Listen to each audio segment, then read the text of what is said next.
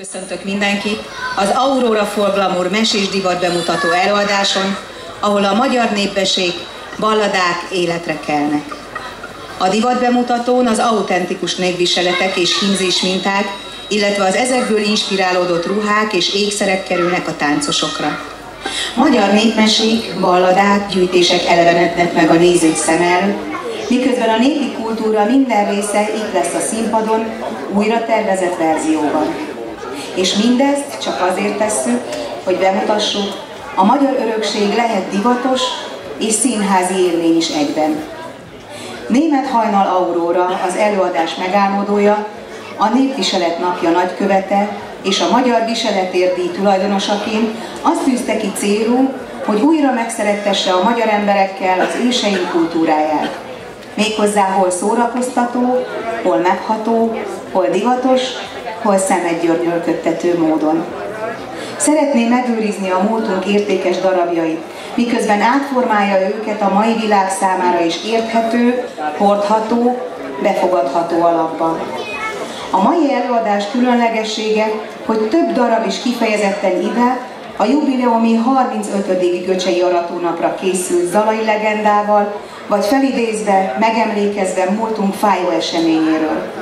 Nagy öröm, hogy a mai előadáson a Góbé zenekar itt van velünk, és teszi még színesebbé a történeteket.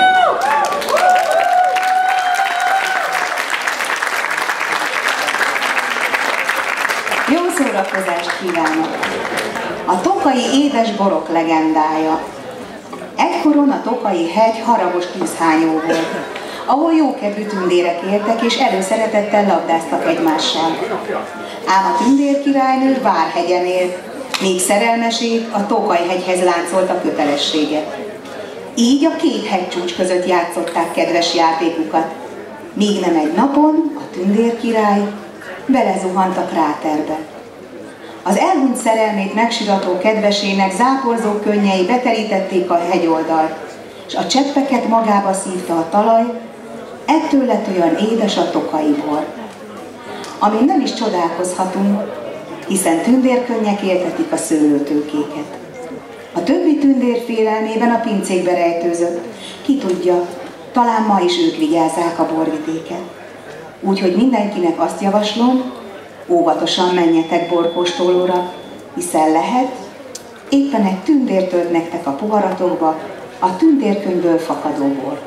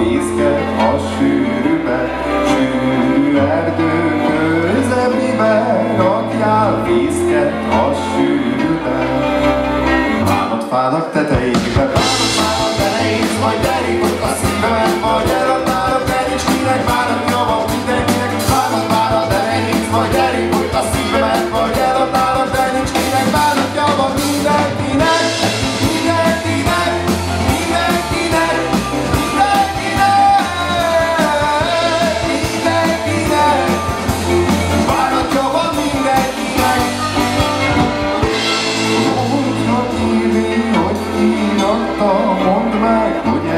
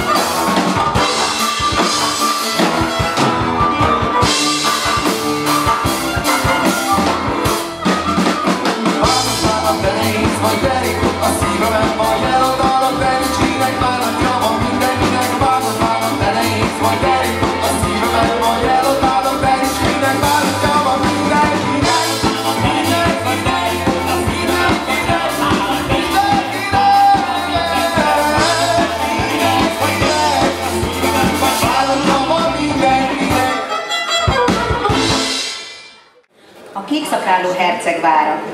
Mese arról, ha kéri, nem olvassuk mások múltját, mert annak nem várható következménye lesz.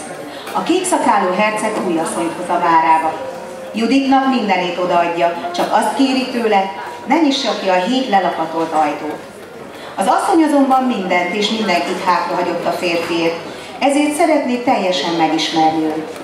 Sorra nyitja az ajtókat, amik mögött csak fájdalom, könnyek és vér rejtőzött.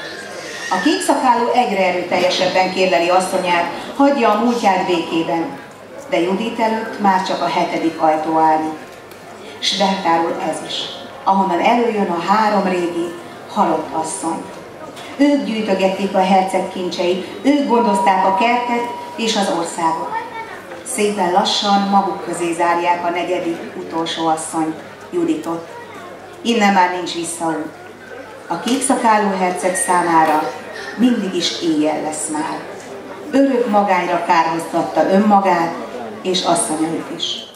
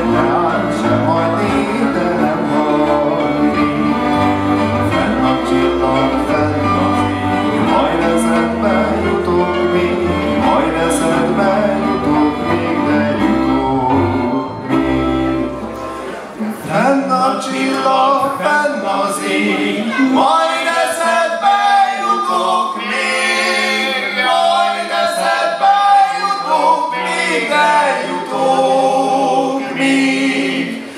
Nem már akkor késő lesz, mert a szívem másé lesz, mert a szívem másé lesz, te másé lesz.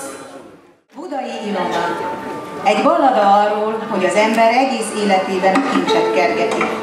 Még a gyermekeinél is fontosabb néha. De a végén rájön, hogy a csillogó kincs hamis cél. Budai Ilona az ellenség elől menekülve magához veszi kicsi kincses ládáját és 2 gyermekét. A sűrű fenyves erdőn futva halad. Mikor meghallja a lovag dobogását, csak hamar lerakja kis leányát. A leány sírva kérleli: ne hagyj el! De Ilona ezt feleli: leány helyébe leányt ad az Isten, de pénzöm helyébe ingyen nem ad Isten. Szalad tovább az elhagyott úton, sötét rengetegben, mikor újra lovag szaladását hallja, s immár kisfiát rakja le. A fiú ilyenképp kérleli anyját: anyám, édesanyám, ne hagyj el! De Ilona megint ezt válaszolja: fiú helyébe fiút ad az Isten, de pénzöm helyébe ingyen nem ad az Isten. Eztán tovább fut. Egy rétre kiér, de meglátja, hogy a bivaj tehén a borját hívogatja, szeretgeti. Keservesen sírva fakad, és ráébred, mekkora hibát követett el. Visszaszalad a fiához, hívogatja, de ő immár nem megy édesanyjával tovább. Visszaszalad leányához, oda nyújtja kisujját, de a lány is elutasítja. Midőn ráébred, mit tett, ekképpen sírja el bánatát. Én már olyan vagyok, mint egy fa az út mellett, ami mellett bárki elhalad, az ágait megrontja, és az ágaimat a sárba tiporja.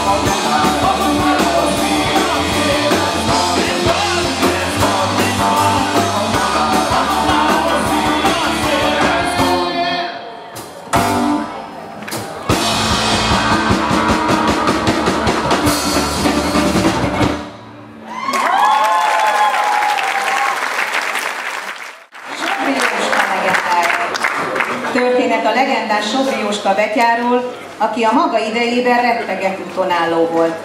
A Bakony erdeiben bujkáló betyárvezérként vált ismerté, aki kegyetlen rajtaütésszerű rablótámadásokat hajtott végre a Dunántúlon.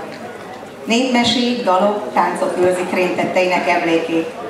Mégis cserébe parasztasszonyok, úrinők álmodoztak fehér bőréért, sudártermetéért és csinos arcáért. 1837-ben Lápafőnél a zsandárok bekerítették őt és 5 társát, ahol szabályos ütközet alakult ki. 35 katona ellen védekeztek, de amikor belátta, nincs esélye élve kijutni, a fegyvert maga ellen fordította, és szíve lőtte magát. Halála után még mindig róla beszélnek, és arról, hogy Sobri Jóska nem halt meg, hanem halála után is tovább él. Vigyázzatok! A Dunántúlon jártok, nehogy találkozzatok vele.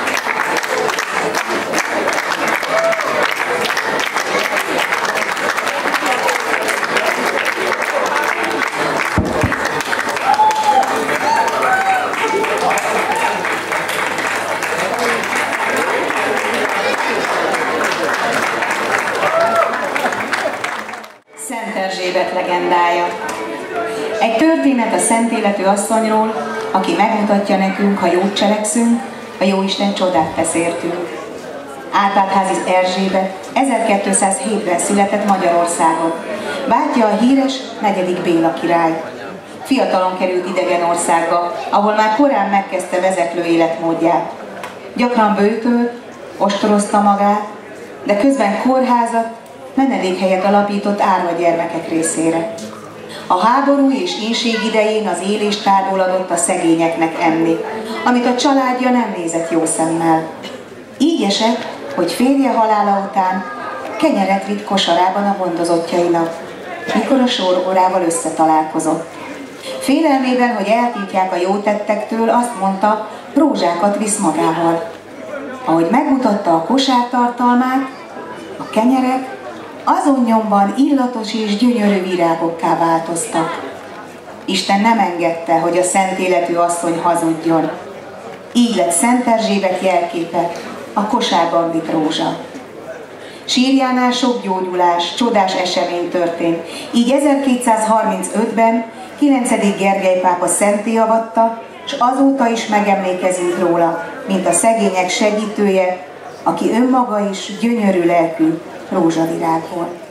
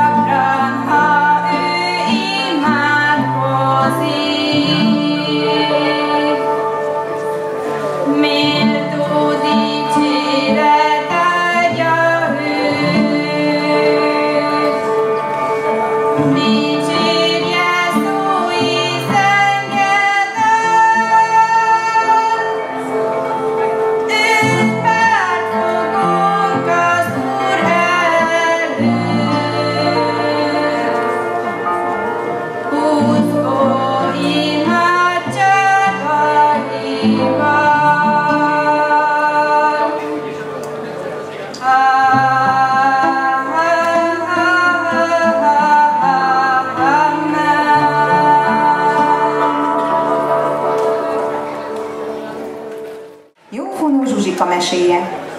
Volt egyszer, hol nem volt egy szegény asszony, és annak szép lánya Zsuzsika. Dolgozni még csak-csak dolgozott, de fonni azt aztán nagyon nem szeretett. A házat elborította a temérdek fonnivaló, de Zsuzsika örökösen halogatta a munkát vele. Az anyja megelégelte ezt, és verni kezdte egy húsánggal, aki az ütések elől elkezdett futni ki az udvarra, végig a kerten, ki a rétre. Egyszer csak belefutottak a király úrfiba, aki megkérdezte: mégis mi történik itt? A szegény asszony úgy megijedt, hogy nem az igazságot mondta el, hanem így felelt. Rászolgált ez a lánya verésre, mert éjjel-nappal fon. Ha nem nézek oda, a hajat is lefonja a fejemről. Több se kellett a király úrfinak, magával vitte a palotába, hiszen ott is van elég kender, amit meg kell fonni.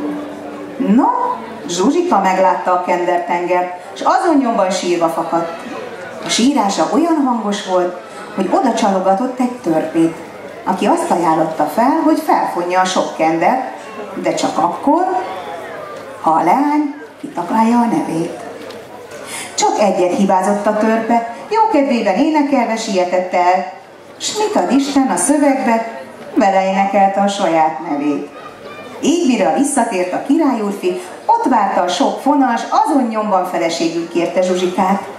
A furvangos leány egy zsák aranyat kért a munkájáért, amivel el is szaladt a faluba, és megkérte a púpos, a lógóajkú és a lógónyelvű koldusasszony, hogy jöjjenek el és meséljék el a királyúrfinak, miért is ilyen csúnyák. Na, mire tippeltek? Mi volt az oka? Biztosan kitaláltátok, hogy a fonás. Több se kellett, a boldog és megijedt férj azonnal megtiltotta a feleségének, hogy többé a kenderhez nyúljon.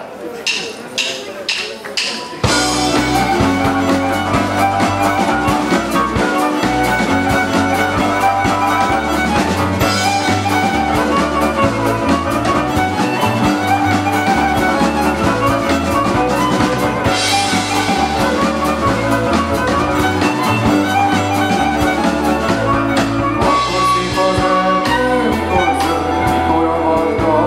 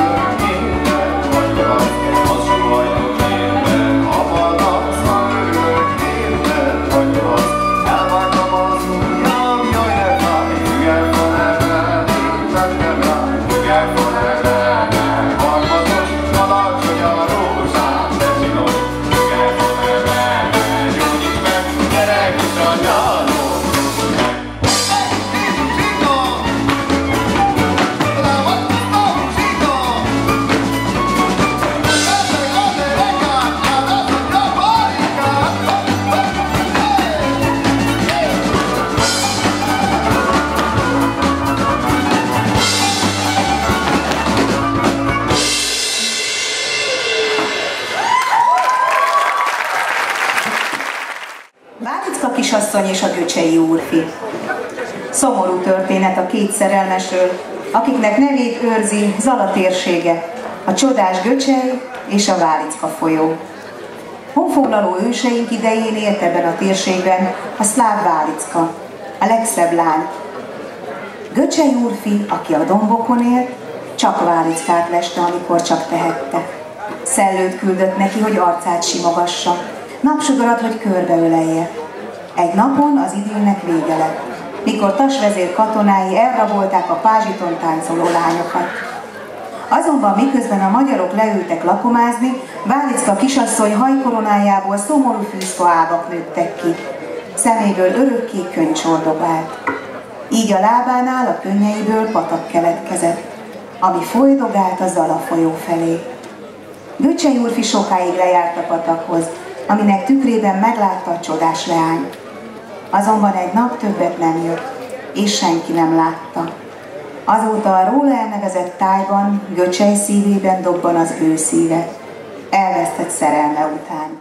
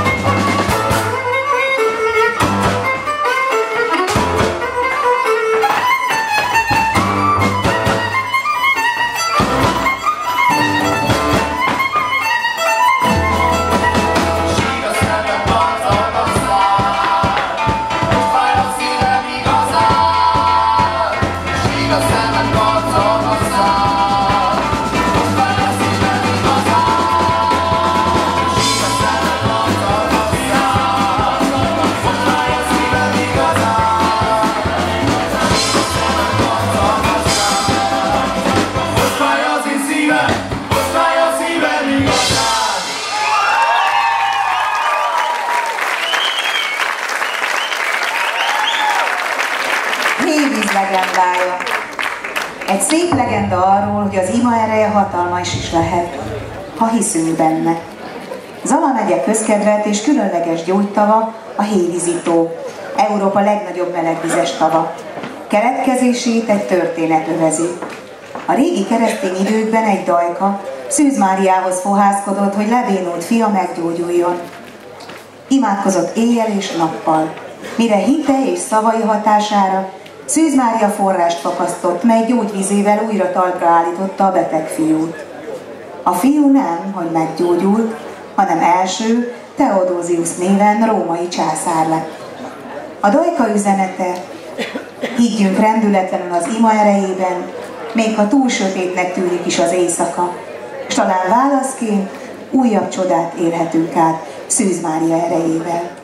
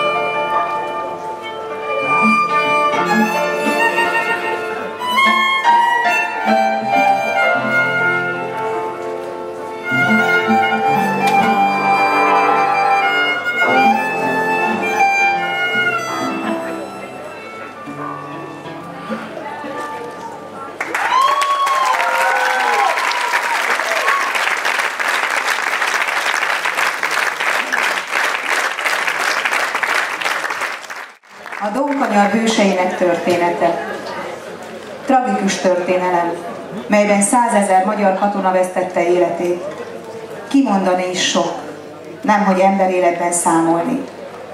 1943. január 12-én indította meg támadását a Vörös Hadsereg a Donkanyarban, ahol Voronyezs térségében vívott harcok során megsemmisítő vereséget szenvedtek.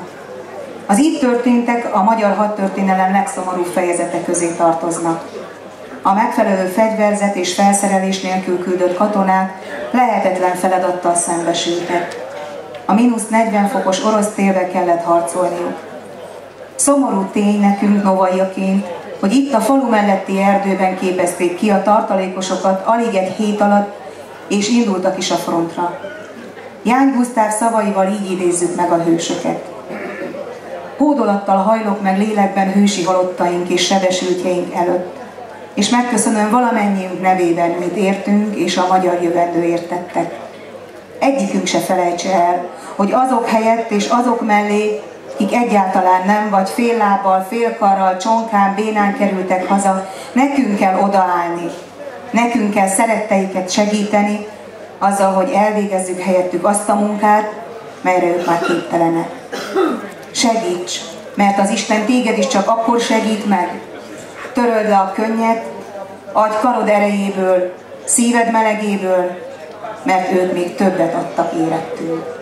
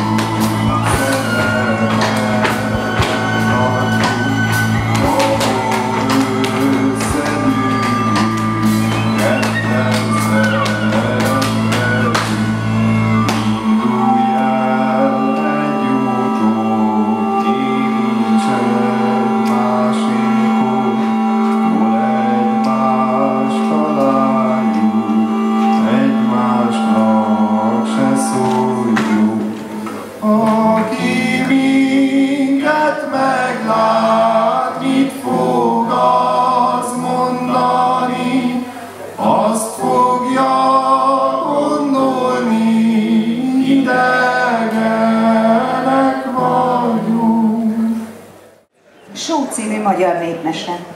Mese arról, hogy a szeretetünket kommunikáljuk jól, mert nem biztos, hogy megértik.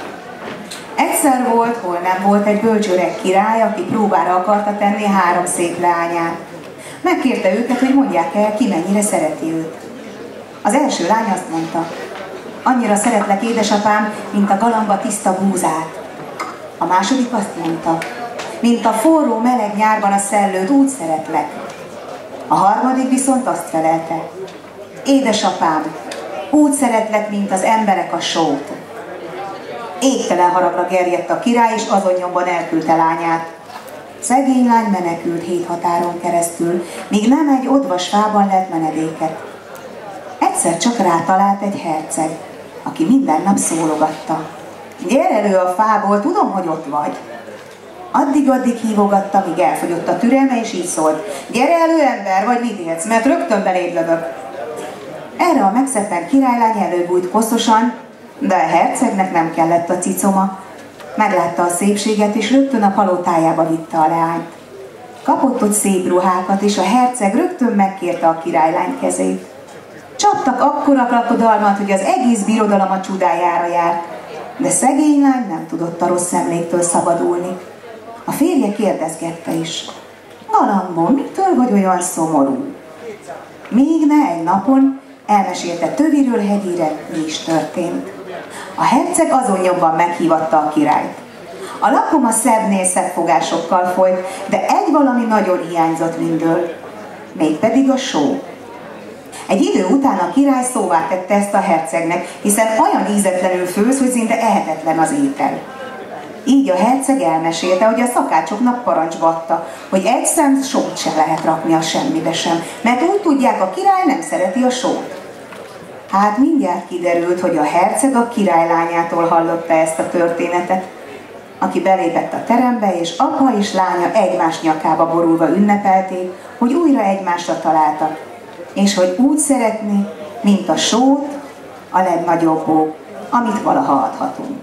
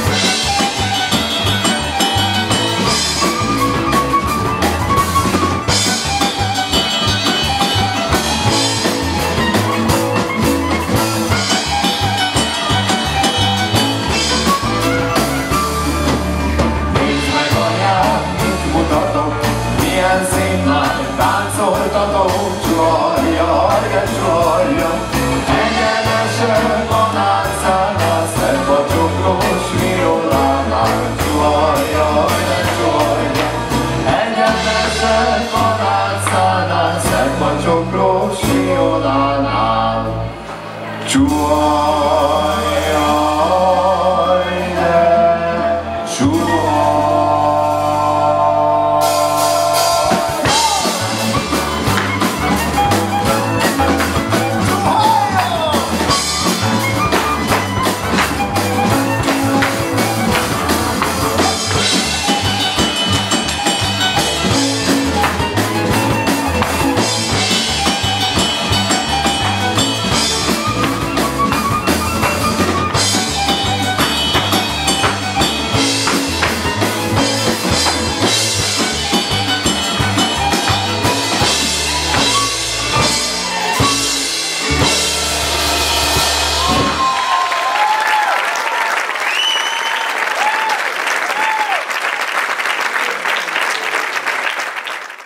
Szeretném bemutatni az Aurora Folk Glamour szereplőit.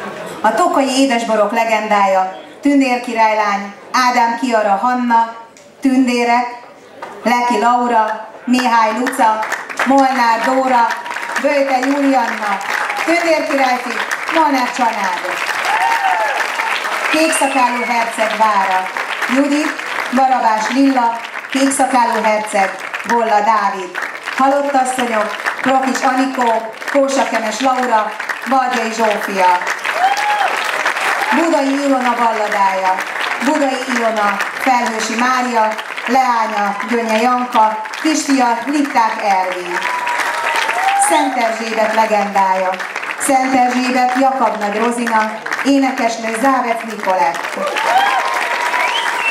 Jófonó Zsuzsika meséje, Zsuzsika Szíva Veronika, édesanyja Pankerné Temesi Imelda, herceg Táncos Kristóf. Válicka kisasszony és Göcsei úrfi. Válicka kisasszony Simon Lolita, Göcsei úrfi Mecséri Ádám, rabló Nárai Dominik.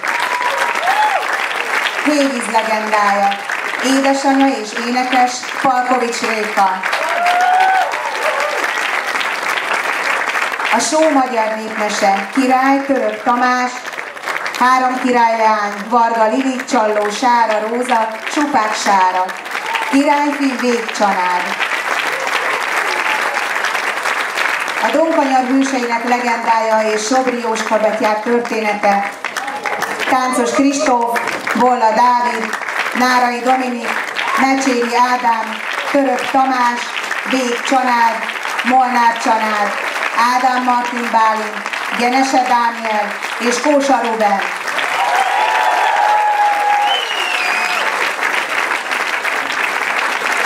Szeretném bemutatni önöknek a Gódi zenekar tagjait is. Rigó Márton, Várai Áron, Vizeli Máté, Egervári Mátyás, Cupi Áron, Hegyi Zoltán.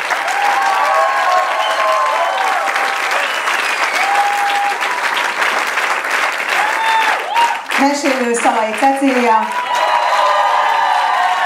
koreográfus Kósa Ruben és Kósakemes Laura, technikai rendező Vajda Domokos, smink Titanilla Szépségszalon Kis Titanilla és Szalai Jászmin, az előadás megálmodója, a ruhák és kiegészítők tervezője Német Hajnal Aurora.